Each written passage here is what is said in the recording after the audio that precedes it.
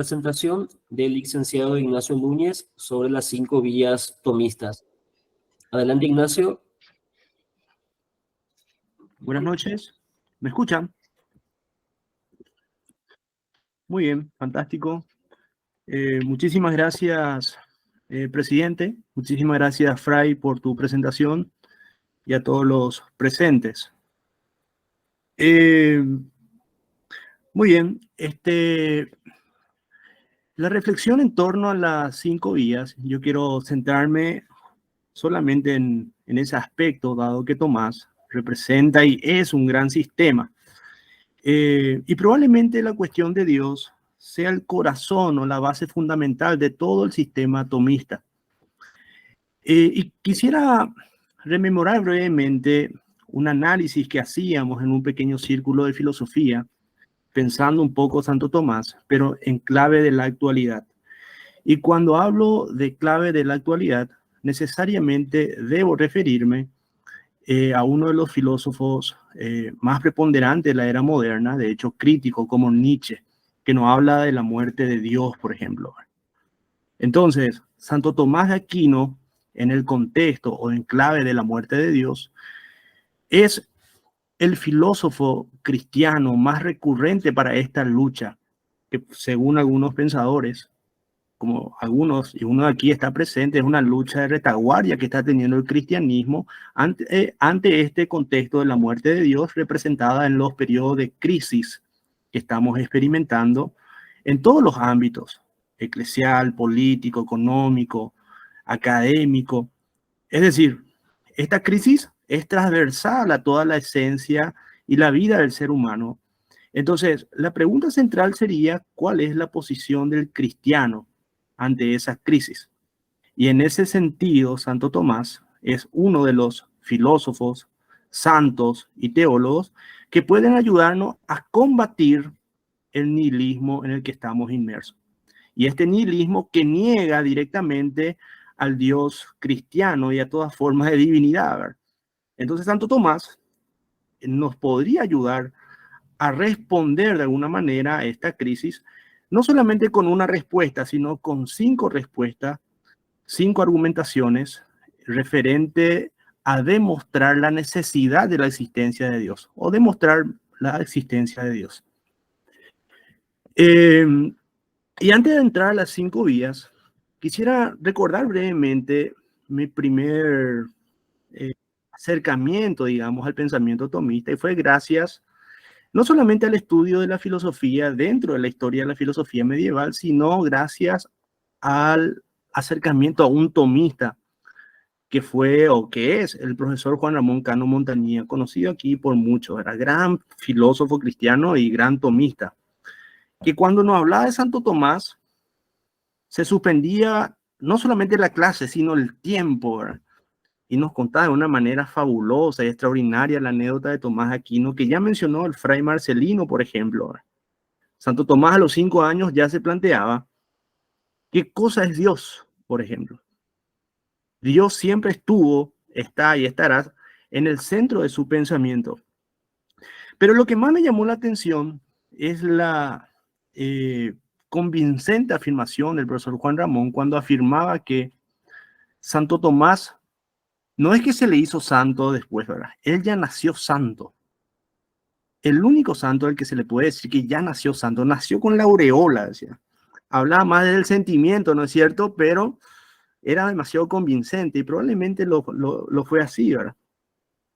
Bien, para hablar de las 5 vías, quisiera primeramente hablar del contexto en el que Santo Tomás propone las 5 vías para demostrar la existencia de Dios.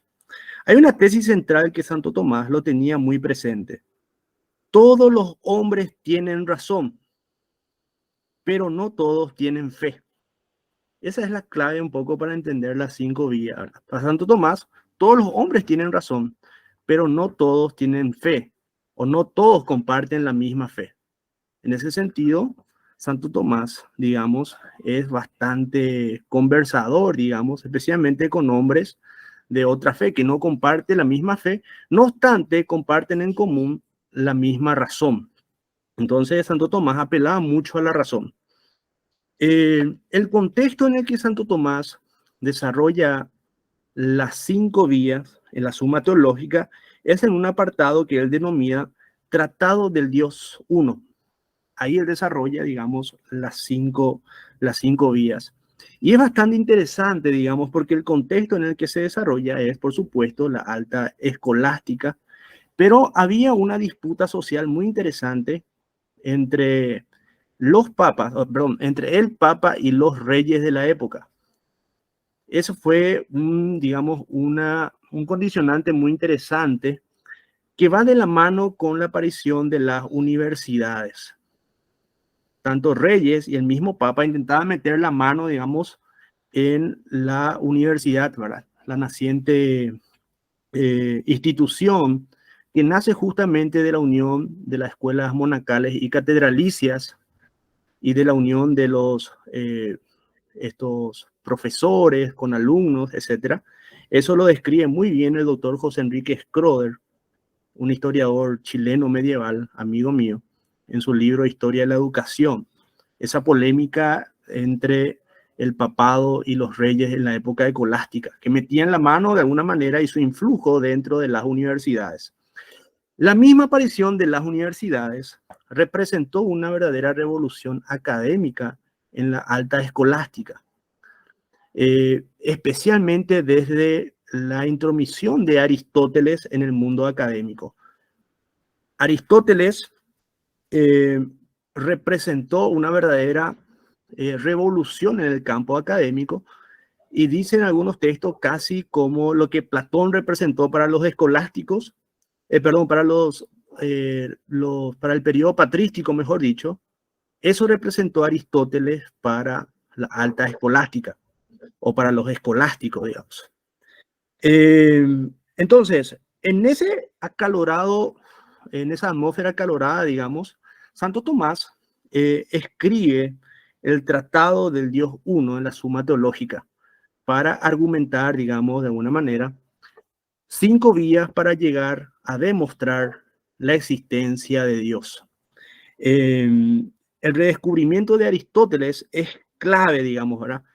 Porque Aristóteles viene del mundo árabe, de las cruzadas, del comercio que se daba, va llegando los libros de Aristóteles y va llegando en el mundo académico, en las universidades. Y no era solamente Tomás de Aquino, había varias interpretaciones de Aristóteles que empezaban a propagarse y eso realmente causó una verdadera revolución en el ámbito académico escolástico de la época, la propagación de las ideas aristotélicas, hasta que finalmente llega a manos del más grande sistematizador del pensamiento aristotélico, que es Tomás de Aquino.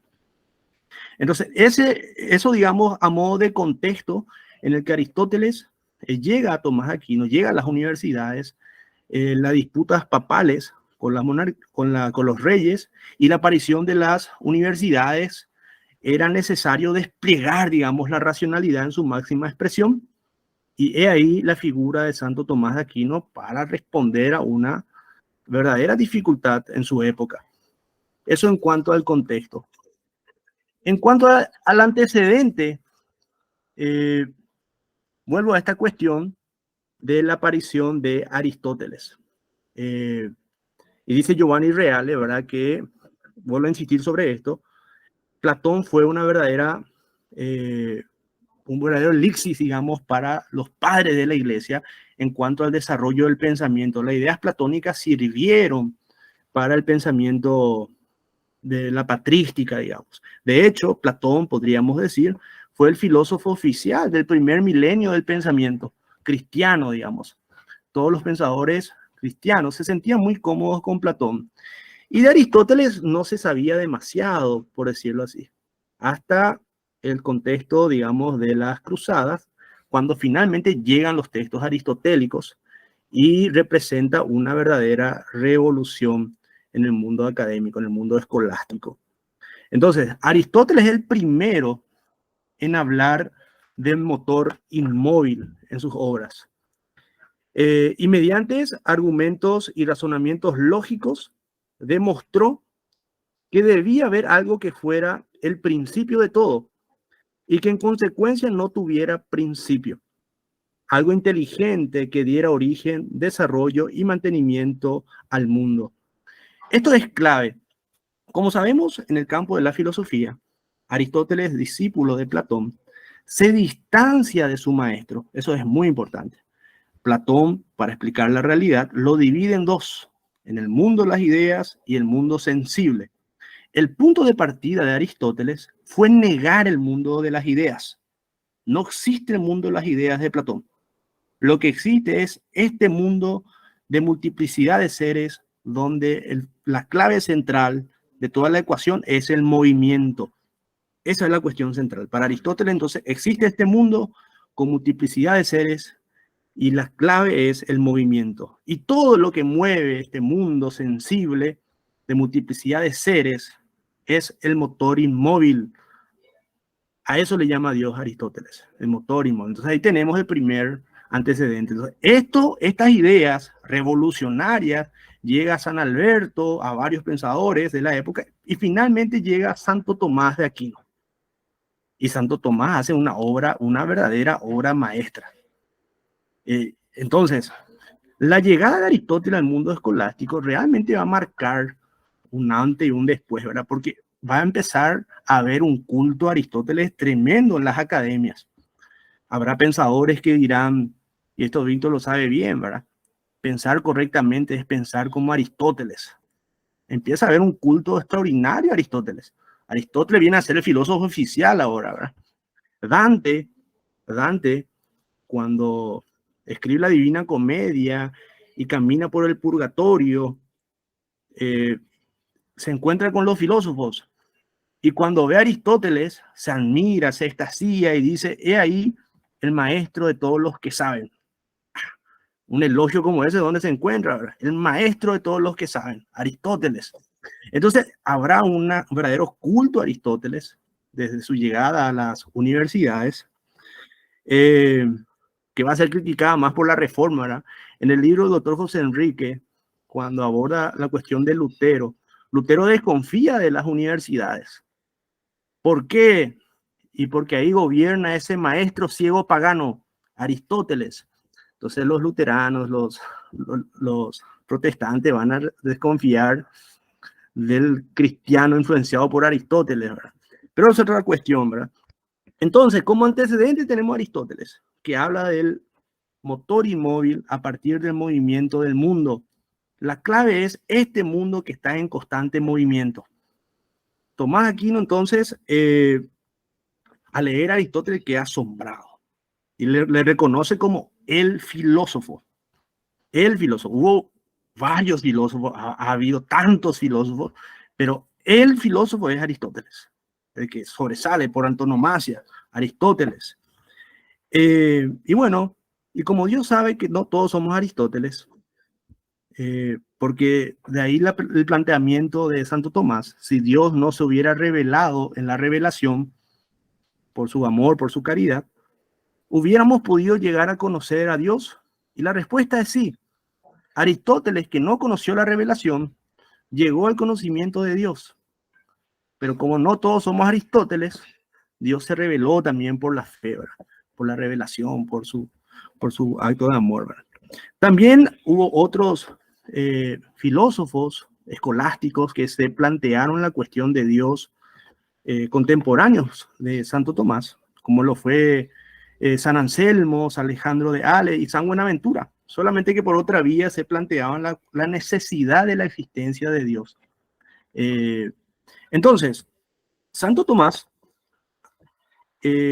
asimila a Aristóteles y empieza a construir su argumento en 5 vías centrales para demostrar la necesidad de la existencia de Dios. Voy a leer cómo aparece en la suma y después cómo se reinterpreta. La primera vía es la simplicidad de la divina esencial. La segunda, la perfección de la divina esencial. La tercera, la infinidad de Dios. La cuarta, la inmutabilidad de Dios. Y la quinta, la unidad de Dios. Entonces, como Santo Tomás habla en una clave bastante aristotélica, para no decir complicada, vamos a analizar, digamos, las 5 vías desde términos más simples. La cuestión tiene que ver con la observación de la naturaleza, de un fenómeno, de los cuerpos en movimiento, de la relación que hay entre los cuerpos, de los seres, de los niveles de perfección de las cosas y del orden del mundo. Así que la primera vía es denominada la vía del movimiento. La observación del movimiento de todas las cosas en el universo. Todo está en movimiento. Todo está en movimiento. Y para Santo Tomás, siguiendo a Aristóteles, hay una fuerza externa en la naturaleza física e interna que mantiene el movimiento del cosmos, el mundo. Desde la ley atómica hasta la ley cósmica, hay una suerte de fuerza externa que hace que eso siga funcionando y mantiene el movimiento absolutamente todo. Ese agente que mueve todo sin moverse es Dios. Primera vía, vía del movimiento. La segunda vía, la vía de la causa eficiente, siempre va conectado todas las vías. Honestamente no sé por qué Santo Tomás fue ordenando de esa manera, ¿verdad? Pero pareciera ser que la más evidente es la del movimiento del mundo. El mundo está en movimiento, todo está en movimiento, todo se mueve. Y hay un agente externo e interno, desde la ley atómica, la ley cósmica, que hace que todo esté en movimiento. Y esa fuerza es Dios, definitivamente es Dios. La segunda es la vía de la causa eficiente, por la necesidad de una causa para que todo lo que existe se mueva. Nada puede darse el ser sin haberse sido, dice Santo Tomás, ¿verdad? El universo no existió desde siempre. Y eso es una tesis astrofísica y física, que no puede la materia ser eterna como pensaban los griegos. Necesariamente tuvo que haber tenido un principio en el cual apareció todo.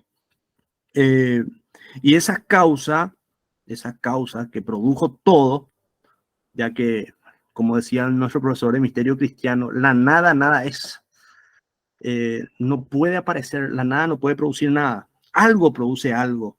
Y ese algo que está en el fondo es la causa eficiente. A eso le llamamos Dios, o le llamaba Dios Santo Tomás. Dios como principio del movimiento, como causa eficiente. Y la tercera vía es la vía de la contingencia y la necesidad.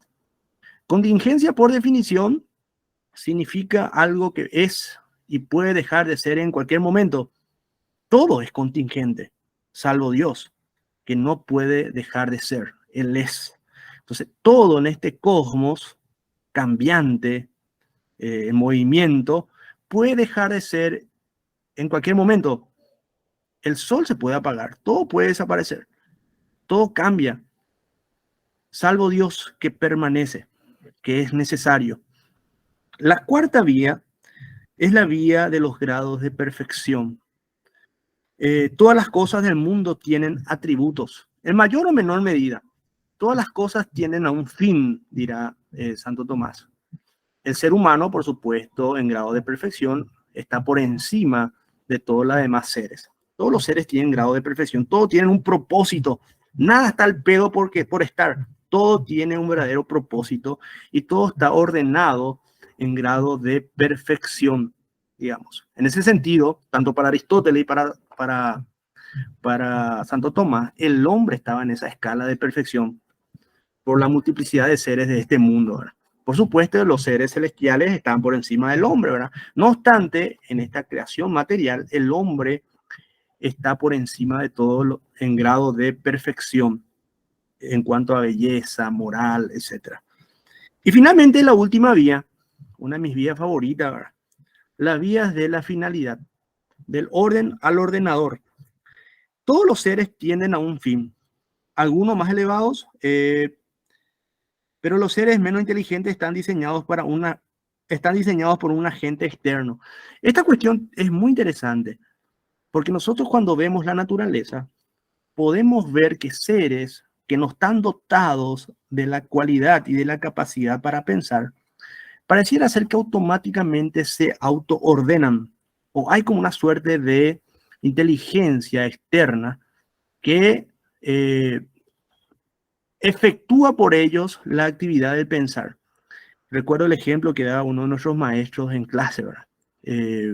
Los famosos tigres que empezaron a escasear en África, en los pastizales de África, y poco a poco empezaron a desarrollar estas manchas que lograron, de alguna manera, su adaptación al ambiente para que puedan camuflarse y puedan seguir cazando y sobrevivir, ¿verdad? Cuando su especie se sometió al peligro de extinción, empezaron a desarrollar estas cuestiones, estas rayas, para poder de alguna manera seguir sobreviviendo, ¿verdad? Entonces, seres no capaces para darse a sí mismos inteligencia, empiezan a experimentar un verdadero cambio que solamente una inteligencia externa aplica sobre ellos, ¿verdad?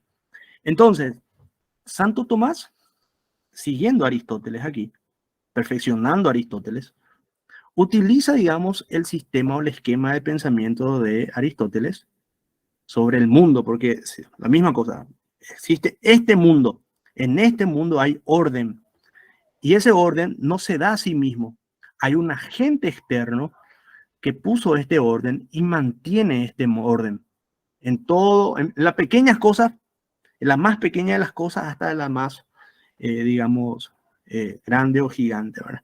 Entonces, estas son las 5 vías, así bien resumido, a través de las cuales, digamos, Santo Tomás demuestra la necesidad de Dios para que el orden del mundo sea posible. La cuestión es esta. Cualquier ser humano, sin importar su confesión religiosa, su posición religiosa, siguiendo el mismo razonamiento lógico del mundo, debería de poder llegar a las mismas conclusiones. A eso me detengo, digamos, con lo que empecé esta tesis, ¿verdad? Todos los hombres están dotados de razón, pero no todos tienen fe. O no todos tienen el don de la fe, ¿verdad? O tienen la misma fe. Santo Tomás entendía perfectamente eso. Entonces, ya que no tengo la misma fe que un averroísta, que un pagano, que un ateo, tengo en común la razón. Y la razón tiene su regla de procedimiento, que es la lógica. Y aplicado la lógica al análisis del mundo, de este mundo, tal cual lo observamos empíricamente, deberíamos de poder hacer la misma conclusión que Santo Tomás. Y él propone 5 vías entonces, en la cual demuestra fehacientemente la necesidad de Dios, no motor y móvil, de Dios, para que esto sea posible, ¿verdad? Y conforme, es otra cuestión, ¿verdad? Demuestra, desarrolla las 5 vías y la necesidad de Dios, también va desarrollando ya algunas características de este Dios al cual él, digamos, de alguna manera defiende o demuestra, o muestra, mejor dicho, ¿verdad? Y que no está de ninguna manera en contradicción con el Dios de la fe. Así que eso un poco a modo de introito, digamos, para nuestro conversatorio sobre Santo Tomás de Aquino. Muchísimas gracias.